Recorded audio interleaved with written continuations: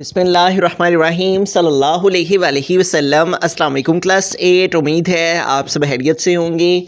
आज हम करेंगे यूनिट 1 की एक्सरसाइज 1.10 के क्वेश्चन नंबर 6 एंड 7 को। इससे कबल हम प्रीवियस वीडियोस में एक्सरसाइज 1.10 के क्वेश्चन नंबर 1 to 5 क्वेश्चंस तक डिटेल से इन तमाम क्वेश्चंस को डिस्कस कर चुके हैं। इनके लिंक्स मैंने डिस्क्रिप्शन में दे दिए हैं, आप इनसे रिलेटेड भी लेक्चर ले सकते हैं। एक्सरसाइज 1.10 के क्वेश्चन नंबर 6 की जानिब चलते हैं। क्वेश्चन नंबर 6 है, a gardener wants to plant 122,500 trees in his field in such a way that the number of trees in a row is equal to the number of rows. How many trees will he plant in each row? तो एक माली है, gardener है, जो कि अपने field के अंदर, अपने खेत के अंदर 122,500 ट्रीज़ को उगाना चाहता है, प्लांट करना चाहता है। इस तरीके से in such a way that number of trees in a row is equal to the number of rows, यानी कि हर एक रो में उतने ही ट्रीज़ हों जितनी के रोज़ हों। How many trees will he plant in each row, वो हर एक रो में कितने दरख्त लगाएगा, कितने ट्रीज़ लगाएगा, फिर जाके एक ही रो में उतने ही ट्रीज़ लगेंगे जितनी के टोटल रोज़ हैं। ठीक है, तो आइए इसको सॉल्व करते हैं। तो यहाँ पे देखें, हमारे पास जो number of trees in a row equal हैं to the number of rows के। ठीक है, number of trees in a row, एक रो के अंदर जितने नंबर ऑफ़ ट्रीज़ हैं वो इक्वल हैं to the number of rows के। ठीक है, तो हमें क्या करना होगा, इस वैल्यू का जस्ट स्क्वायर रूट फाइंड कर लेना है। तो इससे हमें मालूम हो जाएगा कि how many trees will he plant in each row, वो हर एक रो में कितने दरख्त लगाएगा। तो ये जो कंडीशन है, number of trees in a row is equal to the number of rows के, ये कंप्लीट हो जाएगी। ठीक है, तो हमारे पास यहाँ पे हम लिख सकते हैं सिंस, जो उसने यहाँ पे बात लिखी हुई है, since the number of trees in a row, since the number of trees in a row, number of trees in a row ये सेम है। ठीक है, हम लिखेंगे इज सेम, किसके सेम है, to the number of rows के। ठीक है, since the number of trees in a row is same to the number of रोज,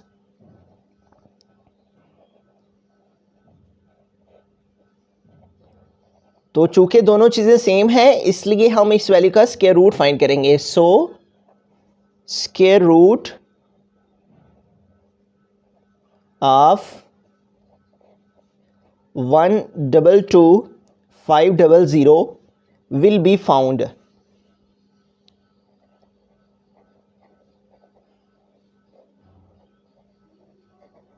ठीक है, जो number of trees in a row है, number of trees in a row वो same है किसके, to the number of rows के। ठीक है, is same to the number of rows. So square root of, इस वैल्यू का स्क्वायर रूट फाइंड करेंगे, विल बी फाउंड, इस वैल्यू का स्क्वायर रूट फाइंड किया जाएगा। तो इस वैल्यू को हम यहाँ पे डिवीजन मेथड से इसका स्क्वायर रूट फाइंड कर लेते हैं, 122,500। तो सबसे पहला स्टेप ये होता है, स्क्वायर रूट फाइंड करेंगे, हमें पेयर्स बनाने होते हैं। तो एक पेयर 0 का, सेकेंड पेयर 25 का, और थर्ड पेयर 12 का। अब हमें 12 रिक्वायर्ड है, तो अगर हम 4 का टेबल रीड करें तो 4 4 टाइम 16 हो जाता है, इसलिए 3 का टेबल यूज़ करेंगे। तो 3 3 टाइम 9, और 12 में से 9 माइनस करेंगे तो 3 आ जाएगा, और नेक्स्ट पेयर को हमने ड्रॉप कर लिया। अब ये जो यहाँ पर डिजिट आया होता है, इसमें इसी को प्लस करके हमने यहाँ पे लिखना होता है। 3 में 3 को प्लस किया तो 6 आ गया। अब 6 के साथ हमने यहाँ पे सेम नंबर लेके मल्टीप्लिकेशन करनी है कि 3 2 5 आ जाए। ठीक है, तो अगर हम 6 के साथ 5 को लेके मल्टीप्लाई करें तो 5 5 टाइम 25, तो ये 5 इधर आ गया, और ये जो 2 है ये इधर कैरी चला गया। 5 6 टाइम 30, और 30 में 2 ऐड किया तो 32। तो यूँ देखें, 5 5 लेने से जो नंबर हमें रिक्वायर्ड है 325 वो आ चुका है। ठीक है, तो 325 से 325 को माइनस करेंगे तो 0 ही आ जाएगा। ठीक है, अब यहाँ पे हम ये कर सकते हैं कि ये जो एक पेयर है 0 0 का, इसके लिए हम एक 0 इधर लगा के इसको यहीं पे भी ख़त्म कर सकते हैं। इसके अलावा हम इस पेयर को ड्रॉप करके तो आगे भी एक स्टेप को कर सकते हैं। अब यहाँ पे जो डिजिट आया होता है उसमें उसी को प्लस करके हमने यहाँ पे लिखना होता है। तो यहाँ पे डिजिट 5 आया तो 5 में 5 को प्लस करेंगे, 5 और 5 10, 0 आ गया, 1 कैरी, 6 + 1 7। तो यूँ यहाँ पे क्या आ गया 7 0। अब 7 0 के साथ हम यहाँ पे सेम नंबर लेके मल्टीप्लिकेशन करेंगे कि हमारे पास 000 आ जाए। तो हम यहाँ पे 0 0 ही ले लेंगे, 0 0 टाइम्स 0, 0 0 टाइम्स 0, 0 7 टाइम्स 0। तो यूँ यहाँ भी हम 0 लिखा, ऊपर आंसर में भी 0 लिखा, इस तरह यहाँ 3 टाइम्स 0 आ गया और यूँ ये वैल्यू कम्प्लीटली तौर पे सॉल्व हो गई और हमारे पास क्या आंसर आ गया 350। ठीक है, स्क्वायर रूट का आंसर आ गया 350। सो हम यहाँ पे स्टेटमेंट लिख देंगे, थस जो गार्डनर है, ठीक है, जो गार्डनर है, how many trees will he plant, the gardener will plant 350 trees in each row. ठीक है, यहाँ पे स्टेटमेंट लिख देंगे, thus the gardener will plant, gardener उगाएगा, will plant 350 trees, will plant 350 trees in each रो।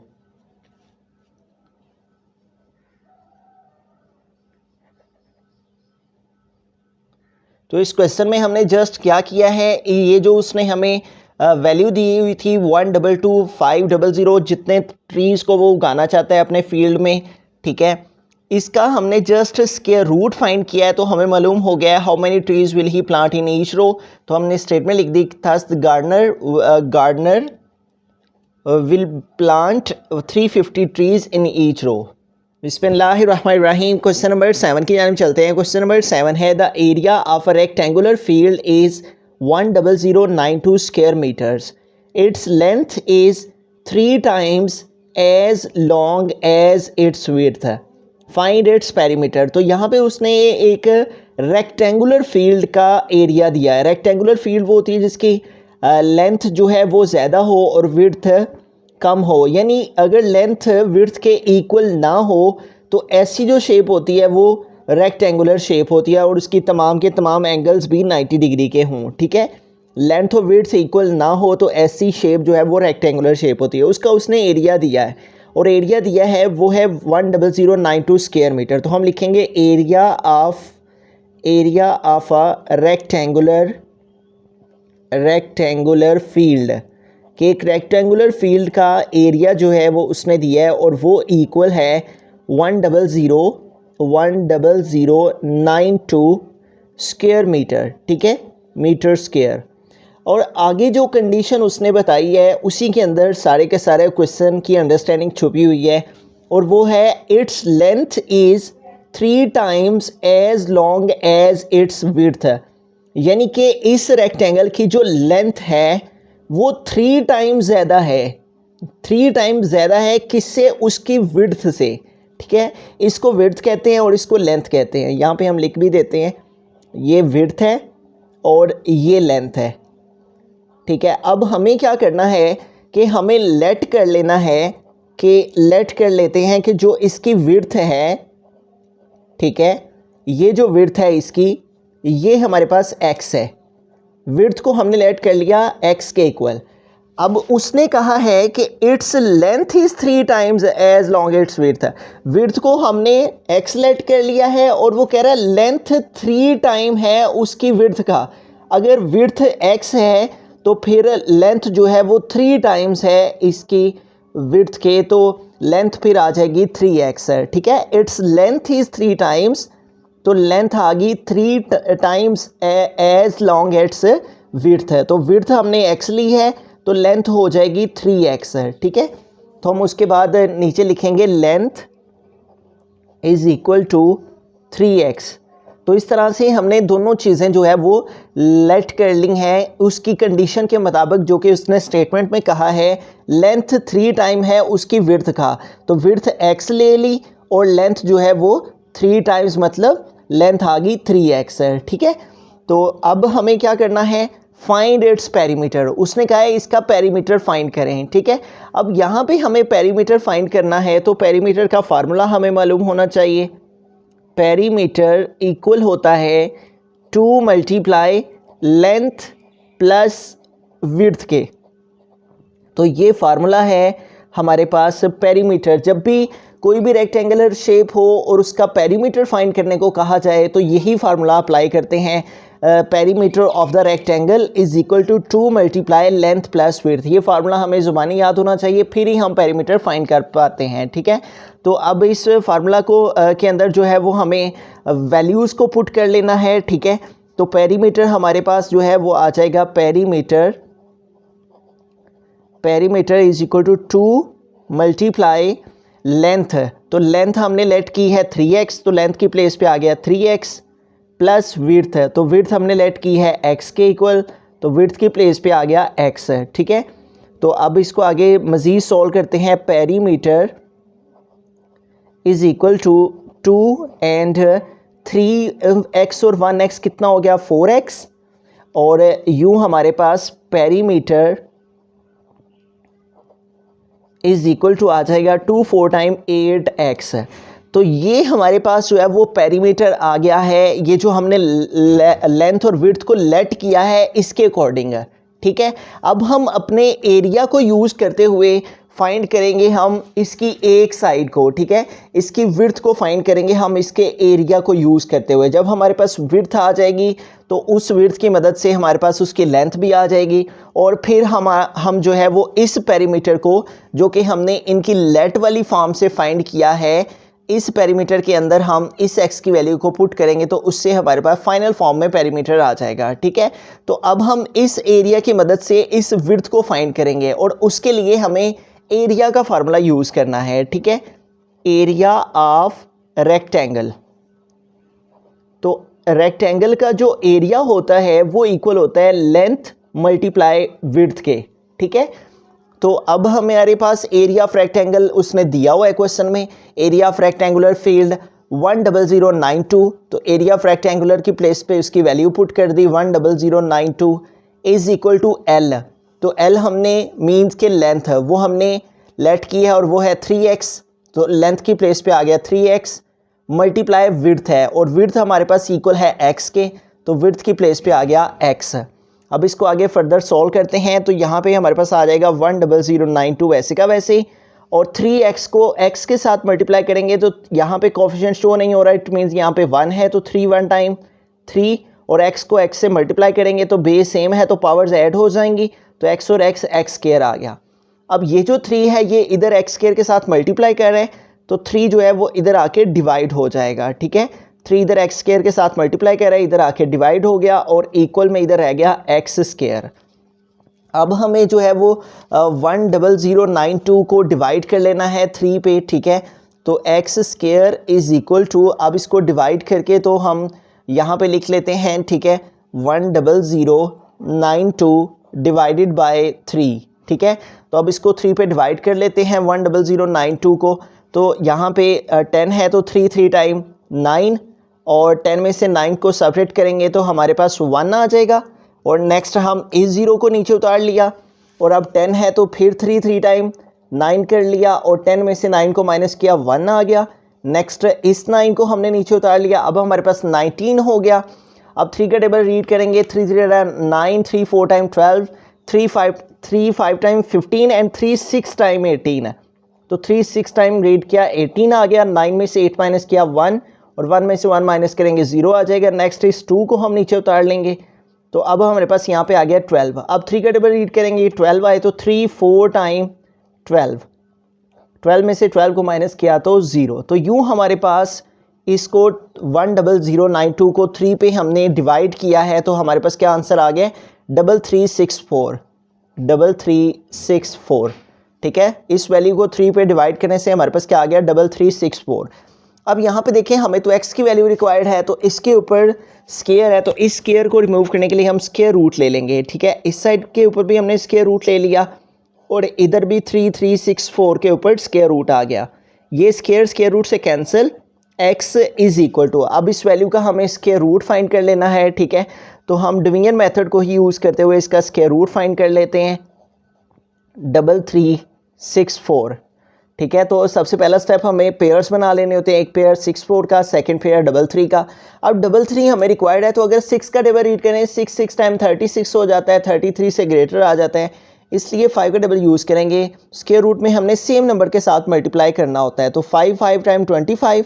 अब इसको सेपरेट कर लेंगे, 3 से 5 सेपरेट नहीं होंगे, इस 3 से कैरी लिया, यहाँ पे 13 हो गए, 13 माइनस 5 आ गया हमारे पास 8, यहाँ पर मीनिंग 2 रह गए, 2 माइनस 2 0। नेक्स्ट पेयर है 6 4 का, इसको हमने ड्रॉप कर लिया।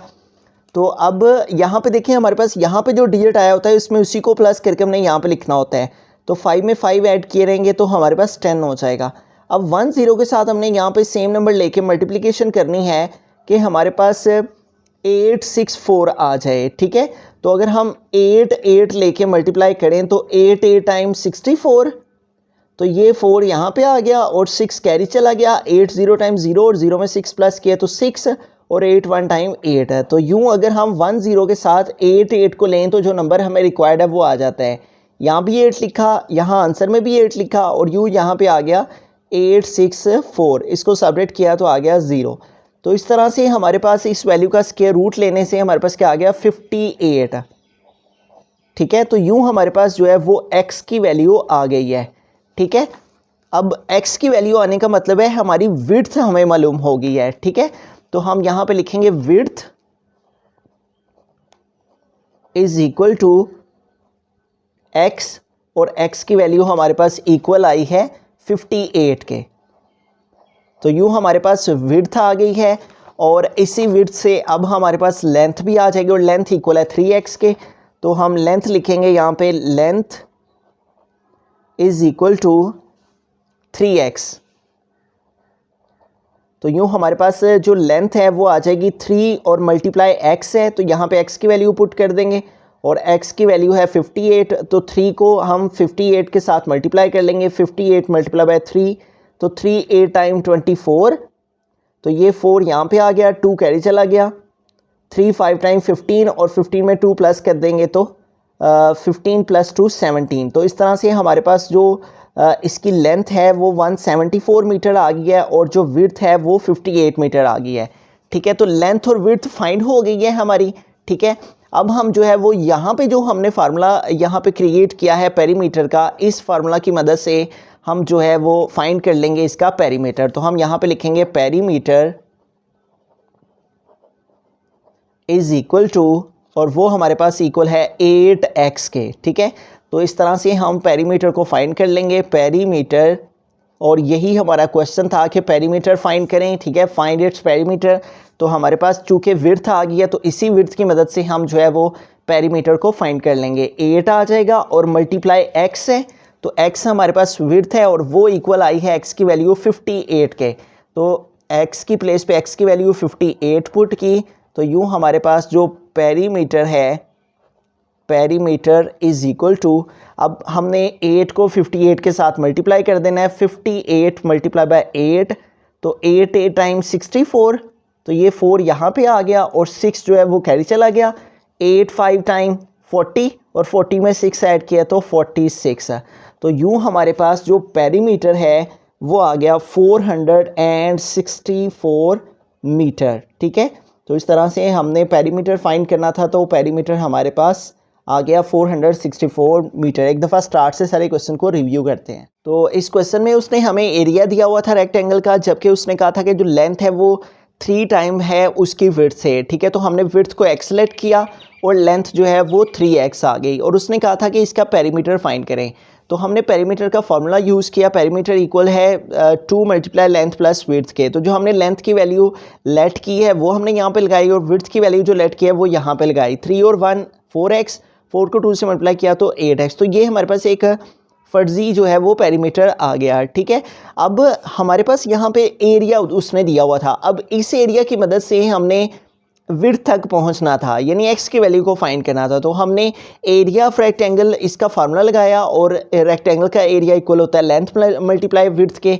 तो एरिया उसने क्वेश्चन में दिया हुआ था 10092, वो हमने यहाँ पे पुट किया और लेंथ हमने ली थी 3x, वो लगाई, और विड्थ हमने x ली थी, वो लगाई। इसको मल्टीप्लाई किया 3 1 टाइम 3x स्क्वायर, 3 इधर मल्टीप्लाई किया था, इधर आके डिवाइड, इसको 3 पे डिवाइड किया, तो डिवाइड करने से हमारे पास आ गया 3364 और इधर हमारे पास x स्क्वायर था। तो इस स्क्वायर को रिमूव करने के लिए हमने दोनों साइड्स पे स्क्वायर रूट ले लिया, इस वैल्यू का स्क्वायर रूट फाइंड किया वो आ गया 58 मीटर। अब हमने स्टार्ट में जो विड्थ लिखी थी x लिखी थी ठीक है, तो x की वैल्यू हमारे पास आ गई 58 मीटर, जबकि लेंथ हमने 3x लिखी थी, तो 3 को हमने x की वैल्यू के साथ मल्टीप्लाई कर दिया, तो विड्थ और लेंथ हमारे पास आ गई, ठीक है। लेकिन हमें चूंकि फाइंड करना था इट्स पेरीमीटर, ठीक है, तो पेरीमीटर हमने स्टार्ट में इन वैल्यूज़ की मदद से विड्थ और लेंथ जो लेट की थी उसके अकॉर्डिंग पेरीमीटर हमने 8x के इक्वल लिया था, तो पेरीमीटर हमारे पास इक्वल आ गया 8x के, ठीक है।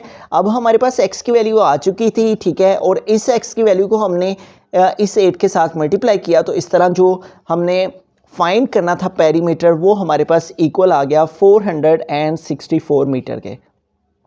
दिए गए लेक्चर में अगर आपको कहीं भी कोई कन्फ्यूजन हो तो आप वहां से उसका स्क्रीनशॉट लेकर वॉइस मैसेज के साथ हमारे इंस्टाग्राम के अकाउंट मुशाहिद अली ज़फ़र पर हमें मैसेज करें। हम इंशाल्लाह जहां तक पॉसिबल हुआ आपकी ज़रूर रहनुमाई करेंगे। मज़ीद इस तरह के लेक्चर्स के लिए आप इस चैनल को ज़रूर सब्सक्राइब करें। Thank you so much for watching this video. अल्लाह हाफिज़।